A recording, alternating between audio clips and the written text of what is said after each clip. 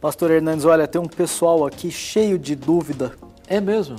Ainda bem que tem o senhor aqui, né? Rapaz, então o programa hoje vai prometer, ué. Vai.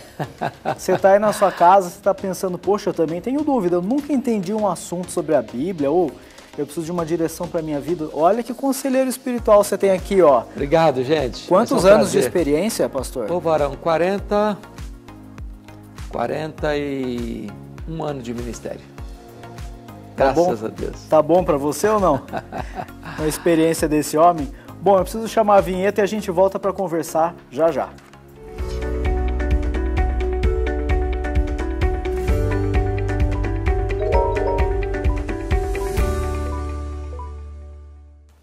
Gente, vamos começar o programa de hoje então. Eu tenho aqui 3 perguntas que foram enviadas pela Letícia, pelo Júnior e pela Helena. Aproveite para mandar sua pergunta também. Faça isso pelo e-mail, tá bom? A gente recebe seu e-mail, sua pergunta vem para cá e a gente conversa com você. trocandideias@lpc.org.br.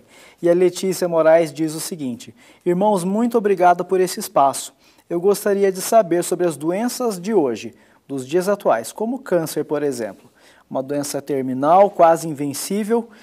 E a Letícia pergunta, pastor, isso tem alguma relação com o pecado? Pois antes na Bíblia, Jesus curava as pessoas e dizia, vai, não peques mais. Então, a doença tem relação com o pecado?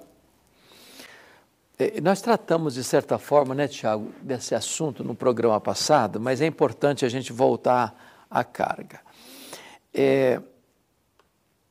Há uma espécie de ênfase hoje em muitos segmentos evangélicos que tem e propõem realizar essa questão de curas e é, de certa forma, um chamariz para atrair pessoas, porque nós vivemos uma população com graves problemas de saúde, nós vivemos numa realidade social onde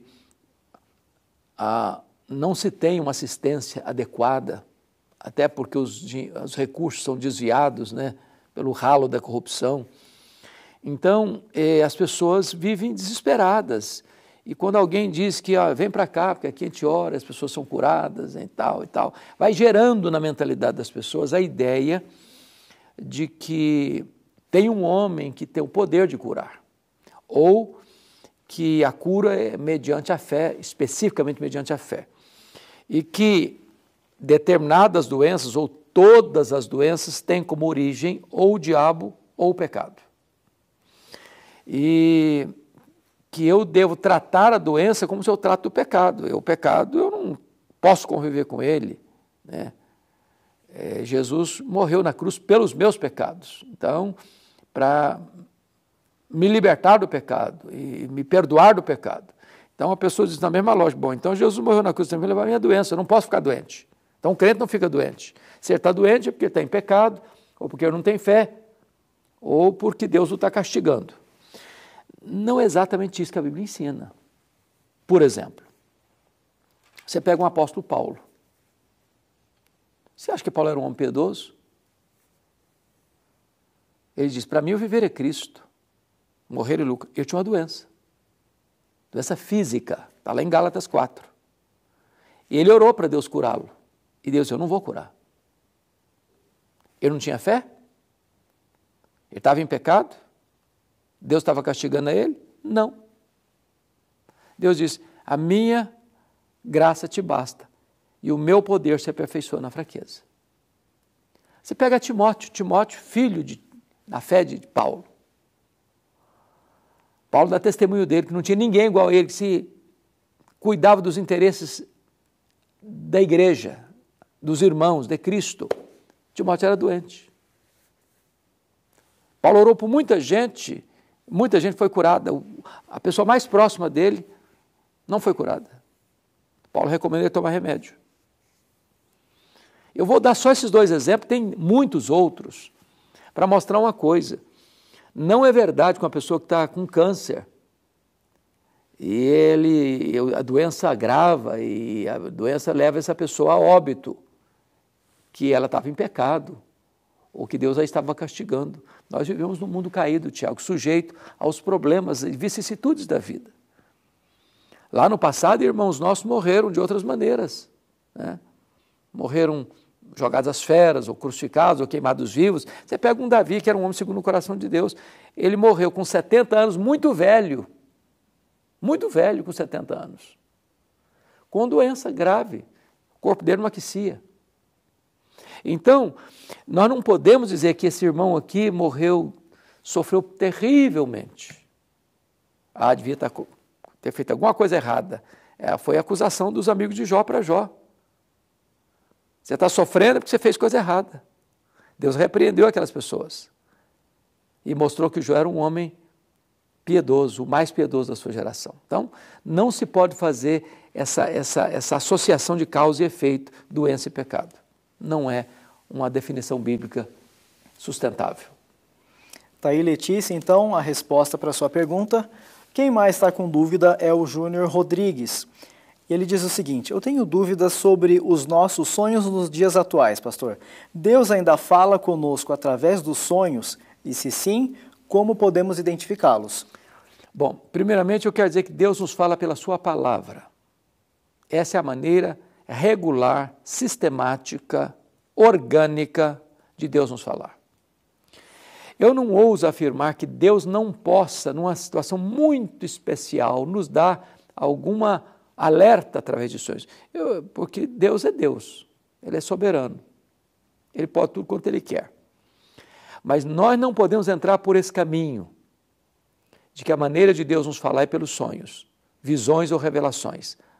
Gosto de uma frase do Dr. Billy Graham: a Bíblia tem uma capa ulterior.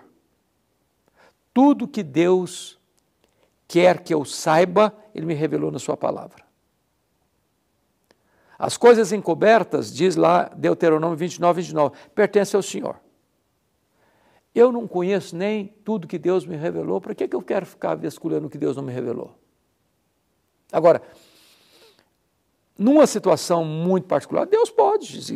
Você tem um sonho e de repente você acordou com o seu coração acelerado ou despertado por aquele sonho, e uma coisa que talvez naquela circunstância, naquele momento muito específico, Deus está te dando um norte. Mas isso não é a forma de Deus falar rotineiramente, costumeiramente. Então, sonho, diz lá o profeta Jeremias: quem tem sonho, conte-o como sonho. A palavra de Deus é outra coisa. Ela é clara, ela é objetiva, ela é específica, ela é luz para o nosso caminho, ela é lâmpada para a nossa vida, ela nos dá direção para viver. Ela restaura a alma, ela ilumina os olhos, ela alegra o coração, ela dá sabedoria aos simples. Esse é o poder da palavra de Deus. A Helena nos mandou um e-mail e ela diz o seguinte: eu gostaria de saber, os pecados que foram cometidos pelos meus pais, por causa deles, eu sofrerei alguma consequência sobre? Tem algum relacionamento isso, biblicamente falando? A pergunta dela é da mais alta importância. A Bíblia chega a dizer que Deus visitará a iniquidade dos pais nos filhos até a 3ª e 4ª geração. Mas visitará até 1000 gerações com a sua misericórdia. A resposta é sim e não. Há determinados erros dos pais que os filhos colhem. Por exemplo, pense você num pai, numa mãe que viveu drogados. A mãe injetava cocaína na veia, fumava maconha, com o bebê no ventre. A possibilidade desse bebê ter problemas de saúde graves é grande. É grande. Esse bebê vai sofrer as consequências dos pecados dos pais. Ou imagina os pais devassos, sexualmente devassos, contraem uma doença venérea, sexualmente transmissível, que pode afetar a vida dos filhos, está sofrendo as consequências dos pecados dos pais. Agora, nenhum filho precisa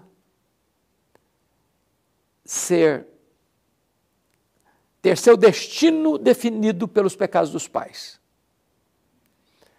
Me permita citar aqui a situação do Davi. Davi pecou.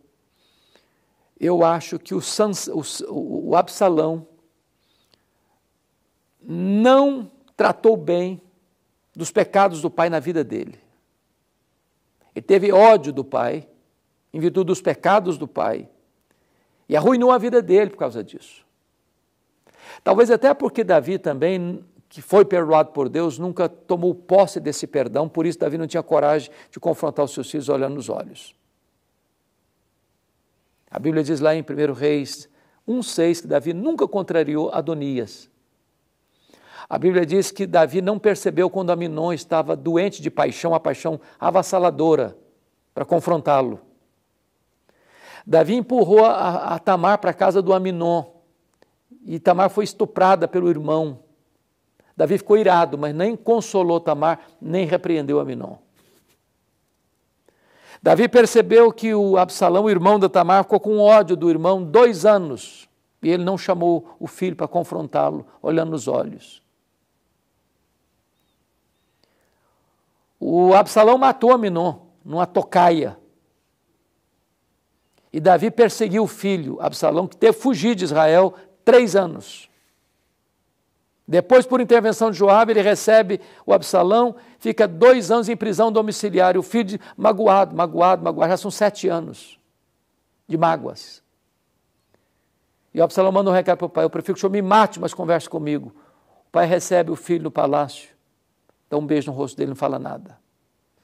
O filho sai dali 4 anos conspirando contra o pai, nas barbas do pai. O pai não tem coragem de confrontar.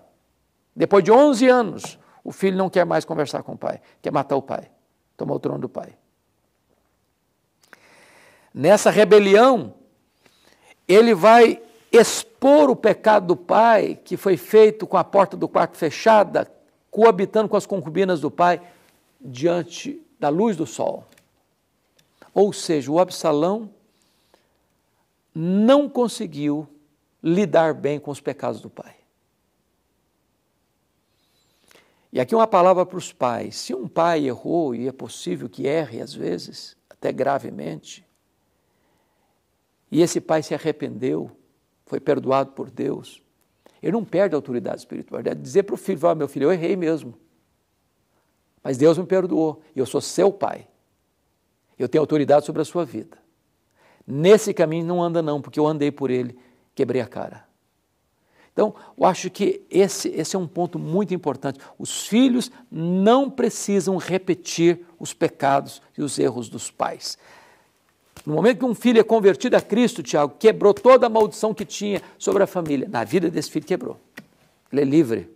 Cristo levou a maldição. Ele não tem mais que viver pagando a dívida dos pais. Não tem mais. Muito bem, pastor. É isso. Ótimo programa hoje, hein? Glória a Deus, né? E que bom saber desses temas da Bíblia, né? Aprender um pouquinho mais. E gosta de ler a Bíblia, tem dúvida? Você é o nosso convidado para assistir uma escola bíblica dominical na Igreja Presbiteriana de Pinheiros. Que tal, pastor? Eu acho a ideia maravilhosa, Tiago, porque nós temos uma escola bíblica sem desmerecer qualquer outra e louvando a Deus por todas as outras, mas uma escola bíblica dominical muito zelosa, muito cuidadosa. E o que eu gosto em Pinheiros é que o nosso livro-texto não é uma revista, não é isso, é a Bíblia. Nós abrimos a Bíblia e expomos a Bíblia.